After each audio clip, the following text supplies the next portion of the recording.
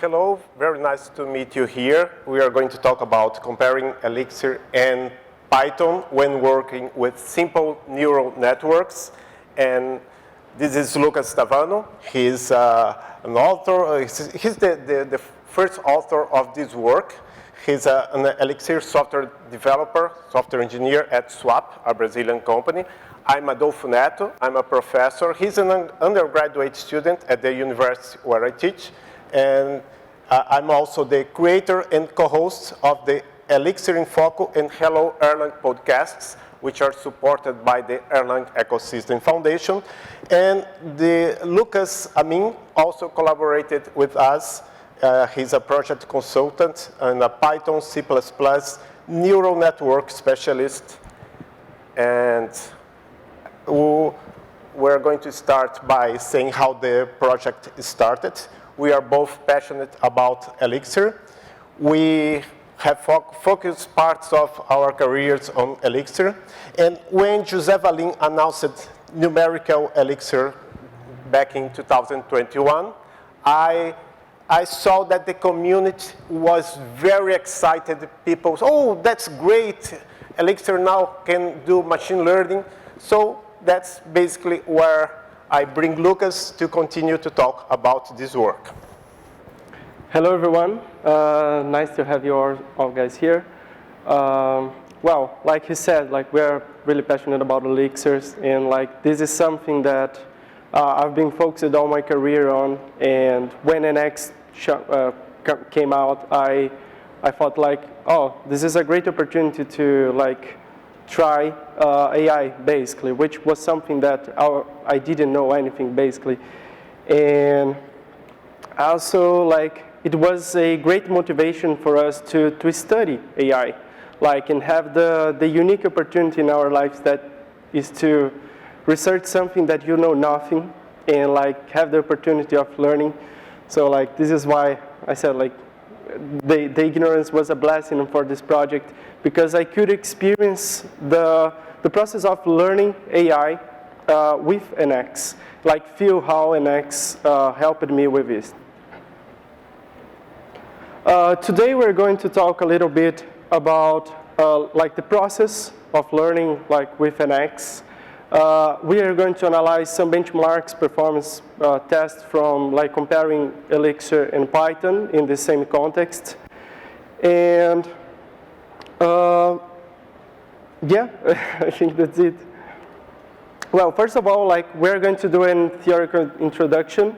A simple one, like I said, I'm not a AI guy, I'm not a specialist on this. This was an opportunity for me to learn, and I'll just share the basics for everyone here knows what I'm talking about, okay? First of all, what is Nx? I think we have good talks yesterday talk about it, and probably most of you already know. But the Nx is the new ecosystem from Elixir, the Numerical Elixir ecosystem, which brings us I think nowadays 10 libraries that helps us in different aspects of AI, basically. And for machine learning and for neural networks, we basically focused on 4 libraries from from Nx. And they were Nx, which is the base thing of everything, that gives us tensors and the possibility to define new types of functions with macros, which is the def and the numerical definitions, and helps us to compile these kinds of codes to run faster on GPU and CPU. We have EXLA, which was the main thing that helped me to accelerate our code, helped us to use the Google Accelerated Linear Algebra to run our mathematical operations on the GPU. We had SciData that when I started the project, everything was still a little bit harder, I would say. We didn't have SciData in Nexon back then. But SciData, when they announced that, like, I changed my project to use it because it helps a lot on having data sets to train our AIs, basically, and to test it also. Like, it gives us data sets in a simple way so we can, like, work with machine learning. And last but not least, we use Axon, which was, like, also a game changer when working with neural networks, because it's basically an API for Nx to help us define modules of neural networks. So, like, when Valim announced the Nx, I tried to use, like, tried his example and tried to build my neural network without Axon, without anything, just like raw Nx, and it was hard.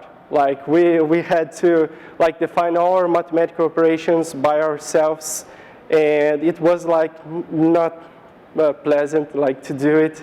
But, like, when they announced the Axon, it was really, really great, because, like, something that I used, like, 300 lines of code to define, like, all the mathematical operations, with Axon, I could do the same with, like, 5 lines.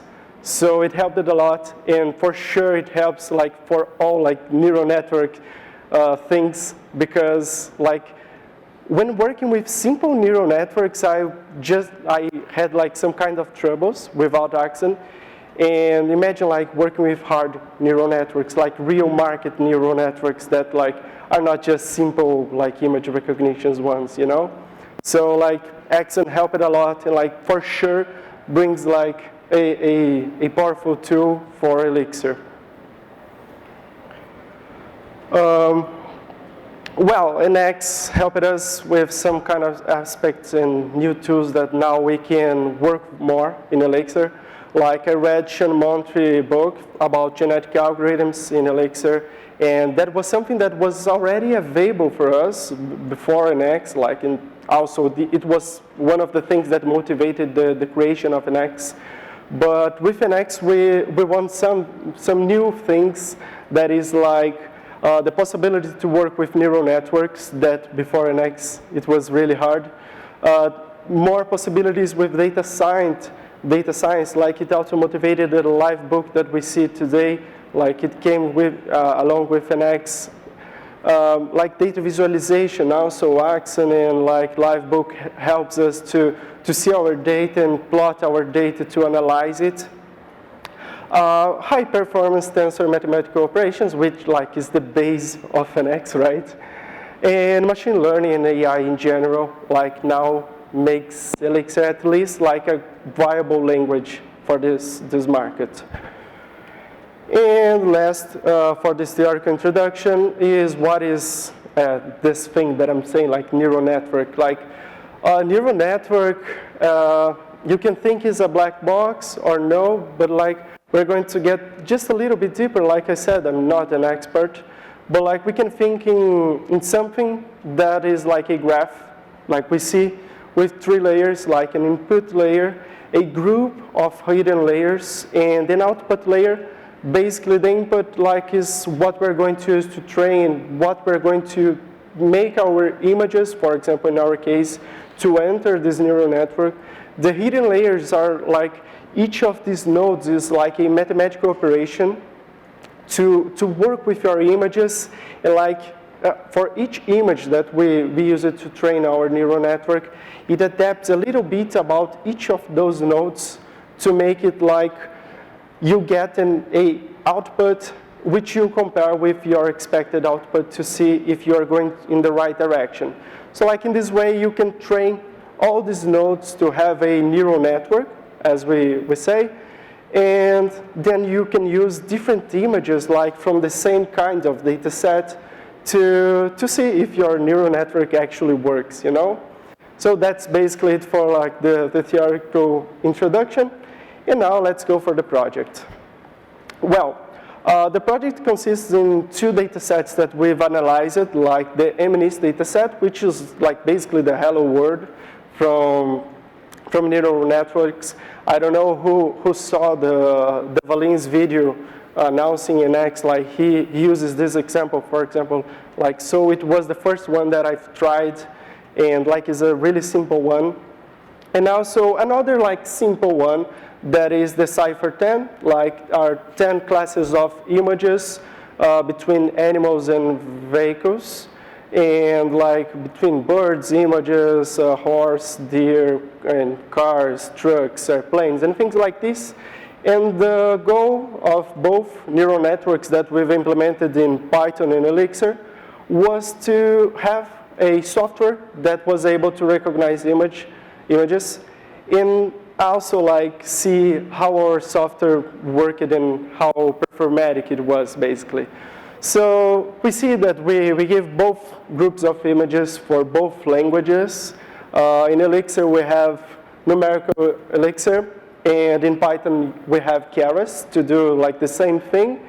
And outside of all of this, we had a program that I wrote that is used to measure some kind of like machine resources like CPU, GPU, RAM, VRAM, and things like this. And then we were able to analyze the data that we've got to like compare each of them. Like I said, the data sets are like, these are images, like example images. The one from CIFAR-10, I myself choose, and they're like the funniest ones for sure. And like you can see, MNIST is like handwritten numbers, and CIFAR-10 is like classes of automobiles and animals.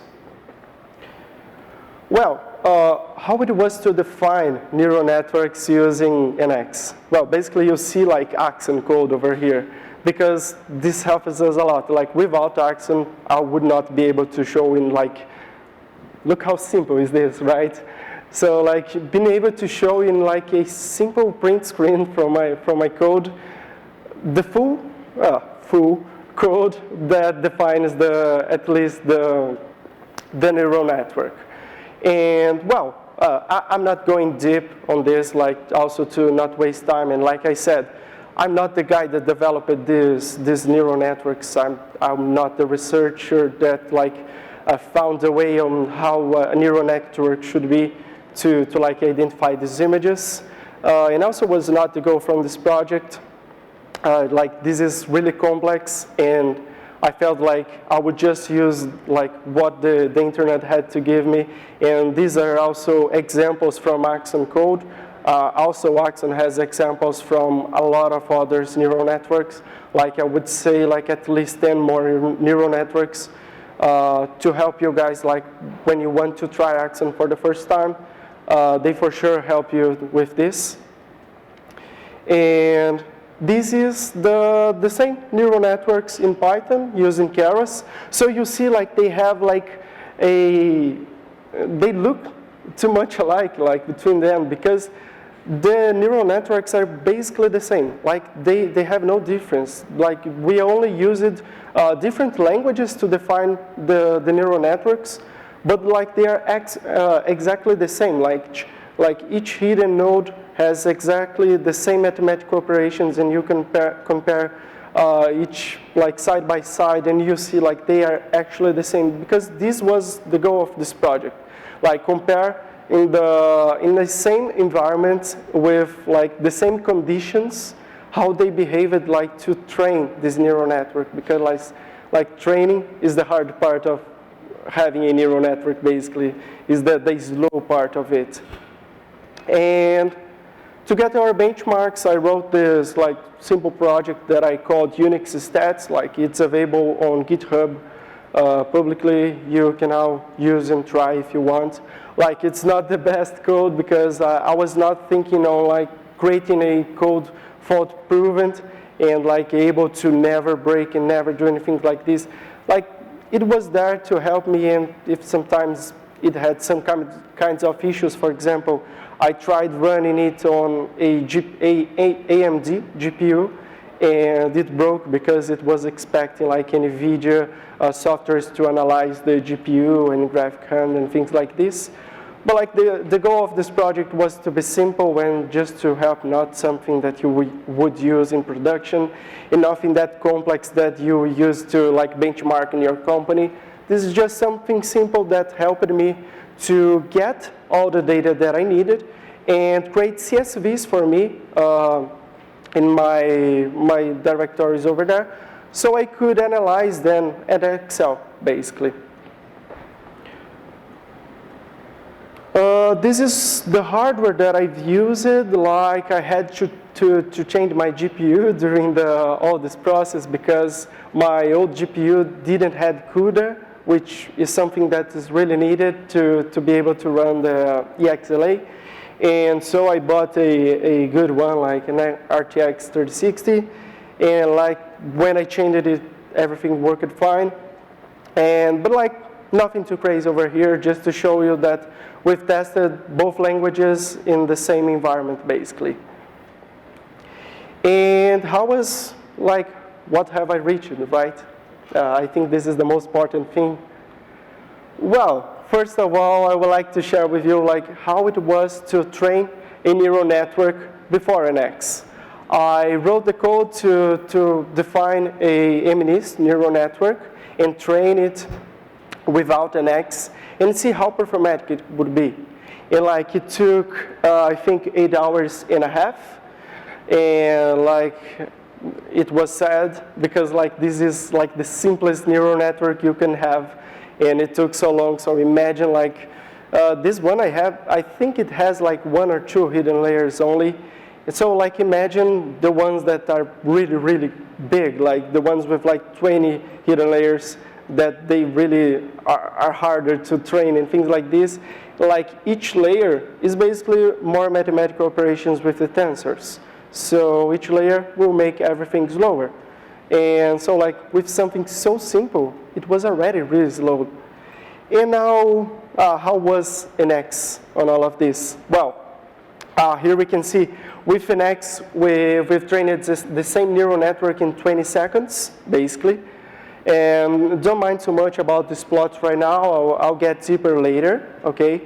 And with Python, it took 15 seconds, right, with Keras. So now we already see that Nx still is a little bit slower.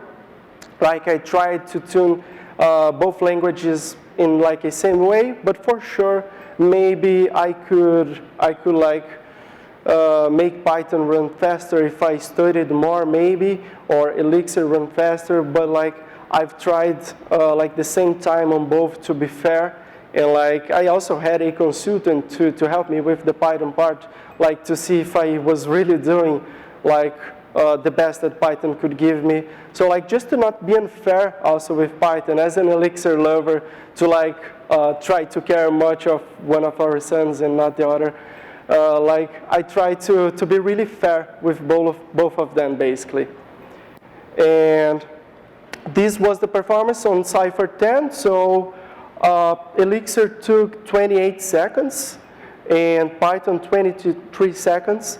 I didn't do the test that I've done with MNIST because like defining the CIFAR-10 neural network without Axon was really hard. And like I didn't have time to do all the hidden layers. That like I think there are 7 hidden layers if I'm not incorrect, maybe a little bit less. But it was a little bit hard, so I was like, oh, I think this is not the focus of the project, and we were already able to see how Nx helped us, right? Just from MNIST. And this is basically like resuming this like execution times for you. We see the big improvement in Elixir with Nx. Like it's really easy to see how it improved. And we also see that like in both languages, Elixir performed like 20% slower almost, and like around 5 seconds more to train both neural networks, okay? But like the best thing of all of this is like seeing these, like Nx brought us like 1,500 times performance to neural networks. Like, let's imagine a market where you want to try to use Elixir for neural networks without it. Like it's almost impossible. Like it's really, really, really different. So this is one really cool thing that I would like you to notice. And like, don't be sad with Elixir still just because like we were not the most performatic, right? but like comparing us to ourselves, we've already improved a lot in this, like not even 2 years that Nx has been on the market, and like in comparison to Python that like comes from NumPy that was like announced in 2006, for example. So like we see that we have a long way still, but we've already reached lots of things, and really congrats to the next team, because they have been doing an excellent work, and like have been delivering more things than I can follow up. Basically, even studying these, that like they have been delivering lots of things, and it's really nice to see it in our community. Well, now analyzing like just resource by resource, right? This is the analysis from CPU, like nothing too crazy. GPU is not like the main thing in this project. Like actually, CPU is not the main thing. GPU is also like the hard one, who actually does all the mathematical operations. So that's what we see in this plot, like nothing crazy. For CPU and RAM, I was not able to isolate the process that I was benchmarking. So I tried to create like the simplest environment to run our tests. And like we see that it already starts with 8 and 10% of CPU usage. Like this is due to the operational system. But like for GPU and VRAM, I was able to like isolate for the process, and then we were able to have like better data, basically. Well, analyzing RAM, this is something that we see that is really cool. Like they are really different over RAM usage, and I think most of you would like. Is it simple to see why? Any one of you wanna try to say why, like in Python, when the process ended, like in the blue line, it went to like 0 usage basically from the Python process, and in Elixir it stayed like continuously. Anyone want to give a try? I don't think so. Like basically was the process, like all this RAM was allocated related to the process. So like the Python process was ran in a script, and this is why like when the script ends, the process dies, and the memory was completely freed. And in Elixir, the RAM was associated with the beam process, and in Elixir we continuously ran the virtual machine. So like although the memory is over there, like it can be reused basically in other processes from the beam. But like for our analyzer that's outside of the beam, it says like as the process was still using that RAM. But this is basically due to the beam process. But like this is not an issue, okay? And like the main cool thing I think like is analyzing GPU. For GPU, we see like both languages behaved like similarly. Both used like similar amounts of GPU, and both freed their GPU usage after finishing the trainings. We see that Axon with Nx had a little peak, like a really high peak.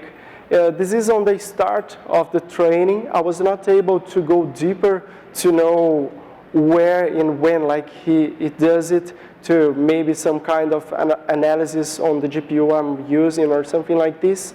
But like it was like a fraction of time, maybe like 2 milliseconds, that like it gets to this peak and then it gets lower.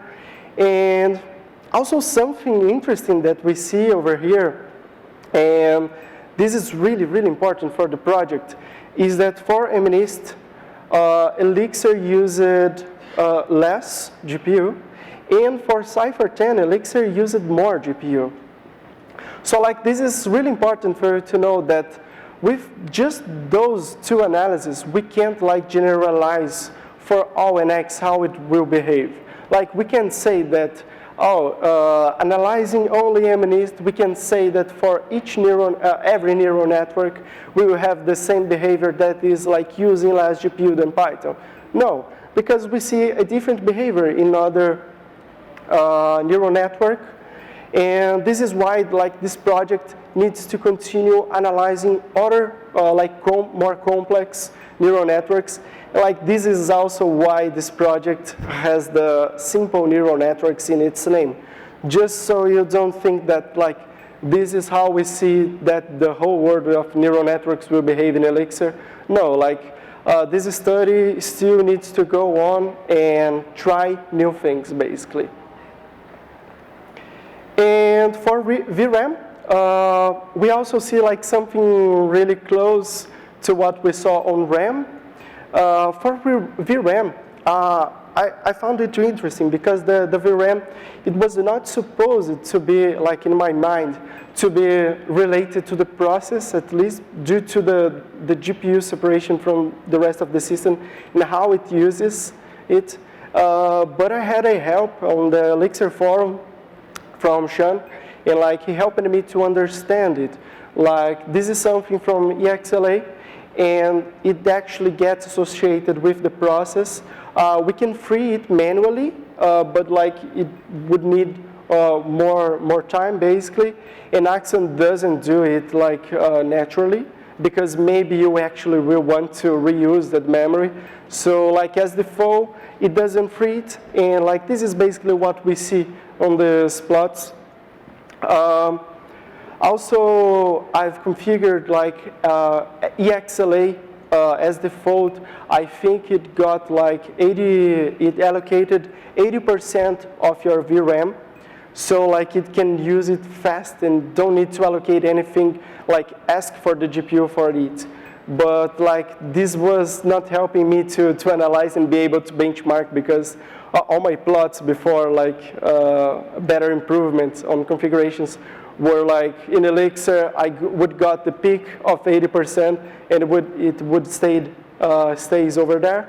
But like with also the help of Sean, and like I'm really happy that he helped me, he and Valim, they both helped me at the Elixir forum to like tune these configurations up and like have a good data to analyze.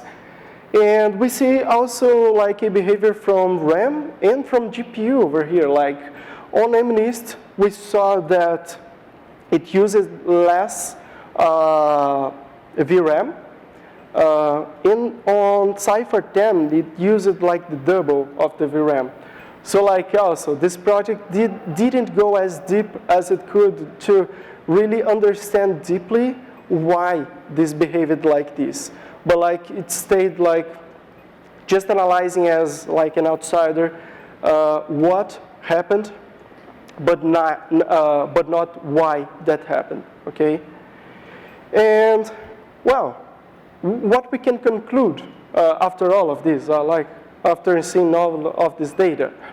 Well, you can see Nx made Elixir much faster than it was for neural networks, which is fantastic.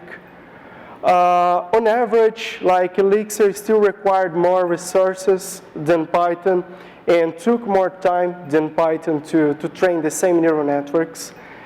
And also that, like, which is really nice to be able to say to you guys, like that is, Nx is already a really good language and really viable language, so you can work with it and study it. Like, I'm not the guy to say that for you that it's the best for you to use in production. Maybe like the next team can help you more with this. Like we have guys over there, Paulo, which for sure knows a lot and can help us with that.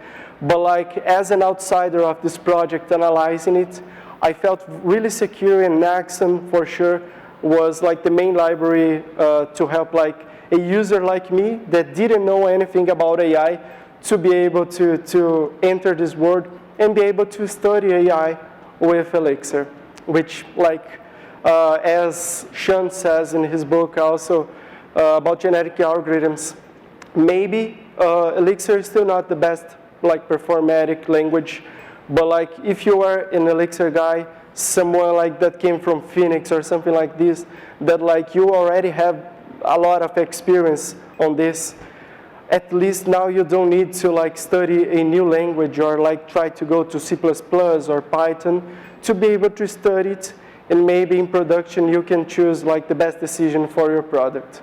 But like it's really nice to see that we can continue on our Elixir, basically in our safe environment, right? And well, I would like to say like some special thanks. Like for me, I would like to thank a lot Swap for helping me like growing with my Elixir knowledge. Like I for sure have improved a lot in myself, like in my knowledge in the last year working over there. And also thank you TFPR for helping us being here. And last but not least, like thank my girlfriend for like helping me to have the courage to like send this project over here, because like I was never confident that I was able to be in a stage and like some like genius guys over there, and like it's really nice to be here and like feel really secure for this like the community that I saw that like received me yesterday and today, and lots of guys that I was able to know just for the confidence that she gave me.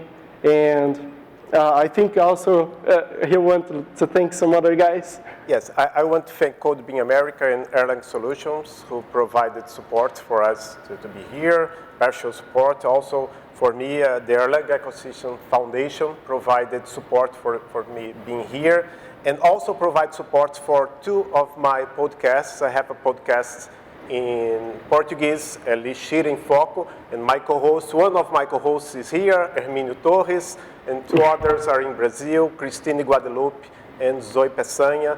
They help, they really work with Elixir. I don't, I'm only a professor, not only, but you know, you understand, I'm a professor, I'm not coding all the time, and they bring me what's happening in the real world, bring what's happening in the real world to me. And also, now the Erlang Ecosystem Foundation is also supporting the Hello Erlang podcast, a podcast in English about Erlang. I am the co-host with Vyacheslav Katsuba from Ukraine. So we're restarting now the recording our podcast. And of course, I want to thank my university, the Federal University of Technology of Paraná, who also provided financial support. And if any of you wants to do a master's degree on Elixir in Brazil, you are welcome. And we may even have a scholarship, because Valim has started, José Valim has started an initiative called Pesquise com Elixir. It's Portuguese, but it provides scholarships for people that want to do a master's or a PhD related to Elixir. So that's it. Well, thank you all, guys. Thank you. Thank you. Okay, we have a question on the line. Was any comparison done for inference? Sorry? On again. Was any comparison done for inference? For inference? I don't really know that. Yeah, I also don't know it, I think. Is it possible to read here? Inference, yeah. Ian, if you can comment on it. Yeah. Yeah, go ahead. What? Sorry?